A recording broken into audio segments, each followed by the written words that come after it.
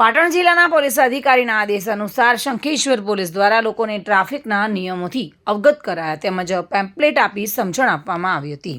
આજે પાટણ જિલ્લાના પોલીસ અધિકારીના આદેશ અનુસાર શંખેશ્વર ખાતે પોલીસ સ્ટાફ દ્વારા વાહન ચાલકોને ટ્રાફિકના નિયમોથી અવગત કરાવ્યા અને વાહન ચાલકોને હેલ્મેટ ફરજિયાત પહેરવા હોય તેવું વાહન ચાલકોને પોલીસ દ્વારા હેલ્મેટ પહેરાવી તેમજ ટ્રાફિકને લાગતા નિયમોની પત્રિકા આપી વાહન ચાલકોને ટ્રાફિકના નિયમોનું પાલન કરાવવાનું હોવાથી લોકો નિયમોનું પાલન કરતા નથી ત્યારે રોડ પર અવારનવાર એક્સિડન્ટ થતા હોય છે ત્યારે પોલીસ પોતાની ફરજ બજાવતી હોય છે અને લોકોને ટ્રાફિક નિયમોનું પાલન કરવાનું સમજાવતી હોય છે, જેમાં ખાસ કરીને હેલ્મેટ પહેરવું, સીટ બેલ્ટનો ઉપયોગ કરવો, રોંગ સાઈડમાં ડ્રાઇવિંગ ન કરવું, વાહન ચલાવતી વખતે ફોનનો ઉપયોગ ન કરવો, રસ્તા પર વાહનો ખોટી રીતે પાર્કિંગ ન કરવા,